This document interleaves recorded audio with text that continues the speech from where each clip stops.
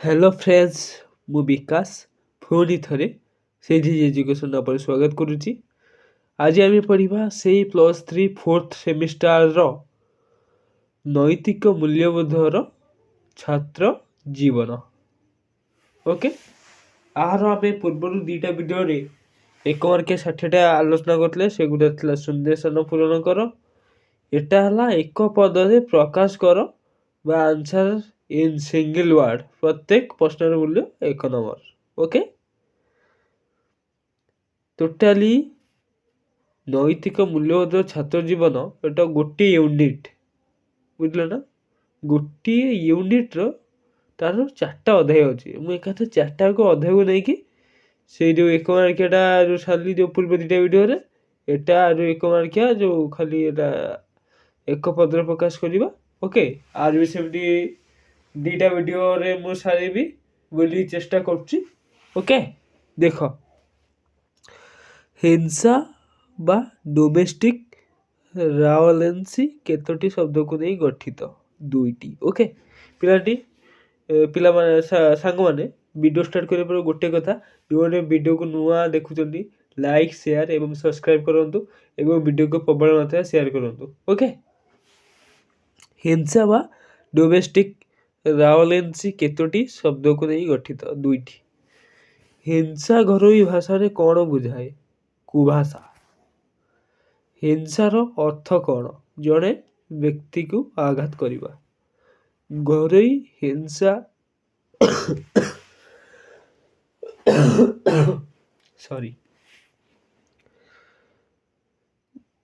ହିଂସାର ଅର୍ଥ କ'ଣ? ଜଣେ ବ୍ୟକ୍ତିକୁ ଆଘାତ କରିବା।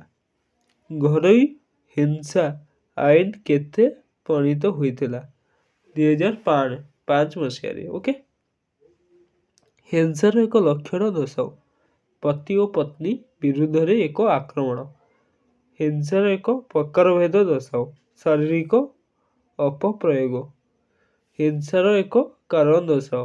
ତ୍ରୁଟିପୂର୍ଣ୍ଣ ସାମାଜିକରଣ। ହିଂସାର ଏକ ସମାଜତାତ୍ତ୍ୱିକ ସିଦ୍ଧାନ୍ତ ଦର୍ଶାଅ। ନାରୀବାଦ ସିଦ୍ଧାନ୍ତ। ହିଂସାର ଏକ ପ୍ରଭାବ ଦର୍ଶାଅ। ଆର୍ଥିକ ସ୍ଥିତିକୁ ପ୍ରଭାବିତ କରିଥାଏ। ଭାରତରେ ଏକ ହିଂସା ଦର୍ଶାଅ। ମହିଳା ଓ ଶିଶୁ ବିକାଶ। କାହାର ଶ୍ରେଷ୍ଠ ଅବଦାନ ହେଉଛି ଆତ୍ମହତ୍ୟା? ଇମାଇଲ ଦୁଖେଇମିଙ୍କର ଆତ୍ମହତ୍ୟା ପୁସ୍ତକ କେବେ ପ୍ରକାଶିତ ହୋଇଥିଲା? 1897। ଆତ୍ମହତ୍ୟାର ଅର୍ଥ କ'ଣ? ନିଜେ ନିଜକୁ ହତ୍ୟା କରିବାକୁ ବୁଝାଏ। ଆତ୍ମହତ୍ୟାର ଏକ ପ୍ରକାରଭେଦ ଦର୍ଶାଅ।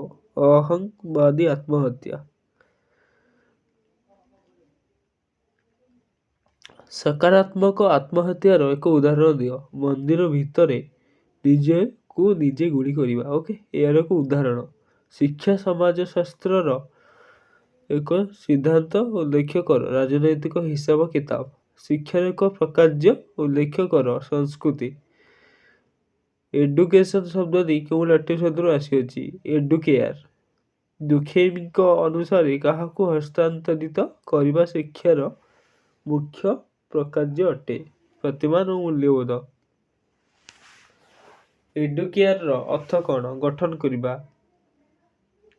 ଲାଟିନ ଶବ୍ଦ ଏଡୁକେସନର ଅର୍ଥ କ'ଣ? ତାଲିମ ଦେବା।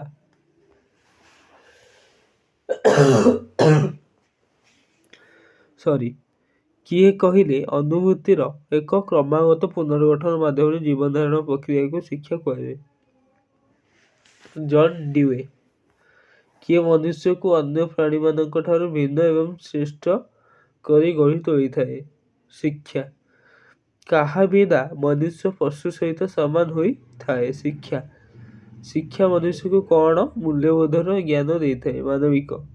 ସାମ୍ପ୍ରତିକ ସମାଜରେ କେଉଁ କ୍ଷେତ୍ରରେ ଏକ ବ୍ୟାପକ ପରିବର୍ତ୍ତନ ପରିଲକ୍ଷିତ ହେଉଥିବାର ଦେଖାଯାଇଛି? ଶିକ୍ଷା।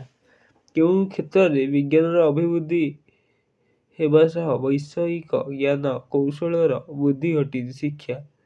ଶିକ୍ଷାନୁଷ୍ଠାନ ମାନଙ୍କରେ ବ୍ଲାକବୋର୍ଡ ଛାଡ଼ି କେଉଁ ପଢ଼ା ଆରମ୍ଭ ହେଲାଣି? Smart board. ଓକେ, ଏଇଠି ଆମର ଭିଡ଼ିଓଟି ସରିଯାଇଛି। ତ ଏଇ ଥିଲା ଆମର ପ୍ରଥମ ଭିଡ଼ିଓରେ 1/28 କୋଶ୍ଚିନ୍, ଯାହାକି ଏକ ପଦରେ ପ୍ରକାଶ କର। ଓକେ, ଜୟ ଜଗନ୍ନାଥ।